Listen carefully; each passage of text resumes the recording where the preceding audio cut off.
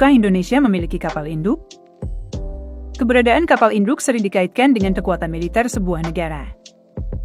Negara-negara besar seperti Amerika Serikat, Tiongkok, Inggris, dan Perancis memiliki kapal induk sebagai bagian dari strategi proyeksi kekuatan global mereka. Namun, apakah Indonesia memerlukan kapal induk? Mari kita bahas dari beberapa aspek utama. 1. Karakteristik geografis Indonesia dan strategi pertahanan. Indonesia adalah negara kepulauan terbesar di dunia dengan lebih dari 17.000 pulau dan perairan yang luas, termasuk laut teritorial, zona ekonomi eksklusif, ZEE, dan selat strategi seperti Selat Malaka, Selat Sunda, dan Selat Lombok. Dengan kondisi geografis seperti ini, strategi pertahanan Indonesia lebih cocok untuk pertahanan berbasis wilayah, territorial defense, dibandingkan dengan proyeksi kekuatan, power projection. Kapal induk biasanya digunakan untuk membawa dan mengoperasikan pesawat tempur di wilayah yang jauh dari daratan utama. Fungsinya lebih cocok untuk negara yang ingin menjalankan operasi militer jauh dari wilayahnya sendiri, misalnya Amerika Serikat yang sering mengerahkan kapal induknya ke Timur Tengah atau Laut Tiongkok Selatan. Sementara itu, Indonesia lebih berfokus pada pengamanan wilayah perairan sendiri, sehingga keberadaan kapal induk tidak terlalu relevan. 2. Biaya yang sangat mahal. Kapal induk adalah salah satu sistem persenjataan paling mahal dalam dunia militer. Biayanya tidak hanya mencakup pembangunan kapal induk itu sendiri, tetapi juga biaya operasional, perawatan, dan dukungan kapal pengawal. Sebagai gambaran, kapal induk kelas Gerald R. Ford milik Amerika Serikat memiliki biaya pembangunan sekitar 13 miliar dolar AS atau sekitar 200 triliun rupiah. Selain itu, biaya operasionalnya bisa mencapai ratusan juta dolar per tahun.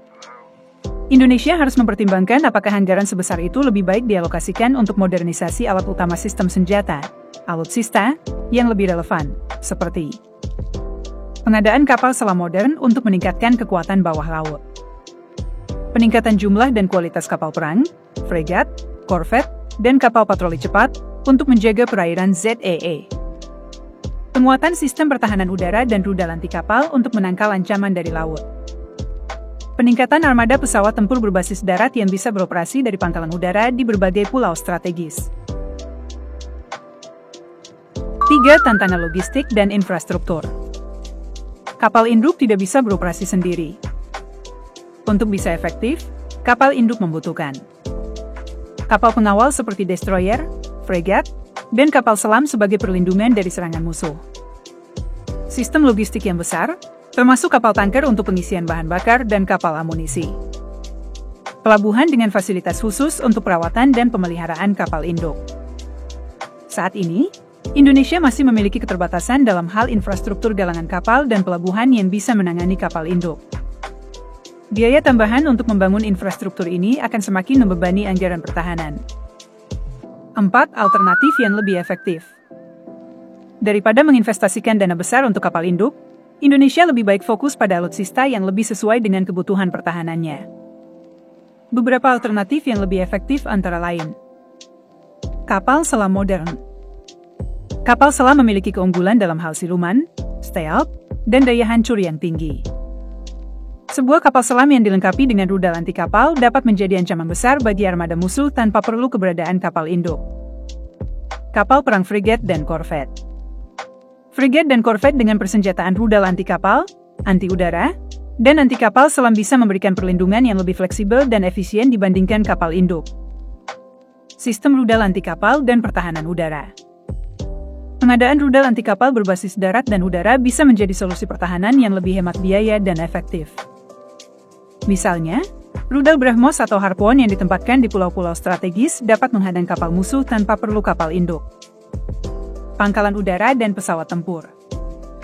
Daripada memiliki kapal induk, Indonesia bisa mengembangkan pangkalan udara di pulau-pulau strategis seperti Natuna, Biak, dan Morotai. Dengan demikian, pesawat tempur bisa dikerahkan dengan lebih cepat tanpa perlu bergantung pada kapal induk yang mahal. 5. Tidak ada kebutuhan proyeksi kekuatan global. Negara yang memiliki kapal induk umumnya memiliki kepentingan untuk memproyeksikan kekuatan militer keluar wilayah mereka. Misalnya, Amerika Serikat menggunakan kapal induk untuk mendukung operasi militer di Timur Tengah, Asia, dan Eropa. Tiongkok mulai membangun kapal induk untuk menegaskan pengaruhnya di Laut Tiongkok Selatan dan Samudra Pasifik. Inggris dan Prancis menggunakan kapal induk untuk operasi militer dan kemanusiaan di berbagai belahan dunia. Indonesia, dengan kebijakan luar negeri yang bersifat bebas aktif dan lebih mengutamakan diplomasi, tidak memiliki kepentingan untuk terlibat dalam konflik global atau mengerahkan kekuatan militer ke wilayah jauh. Oleh karena itu, kapal induk bukanlah prioritas bagi pertahanan Indonesia. Kesimpulan, kapal induk bukan prioritas untuk Indonesia. Berdasarkan analisis di atas, dapat disimpulkan bahwa Indonesia tidak membutuhkan kapal induk karena beberapa alasan utama. 1. Fokus pertahanan Indonesia adalah menjaga wilayah perairan sendiri, bukan proyeksi kekuatan global. 2. Biaya pembangunan dan operasional kapal induk sangat mahal, lebih baik dialokasikan untuk modernisasi alutsista lainnya. 3. Tantangan logistik dan infrastruktur masih besar, termasuk kebutuhan kapal pengawal dan fasilitas perawatan. 4. Ada alternatif yang lebih efektif, seperti kapal selam, kapal perang frigat, rudal anti kapal, dan pangkalan udara. 5. Kebijakan luar negeri Indonesia lebih berorientasi pada diplomasi dan pertahanan wilayah, bukan ekspansi militer.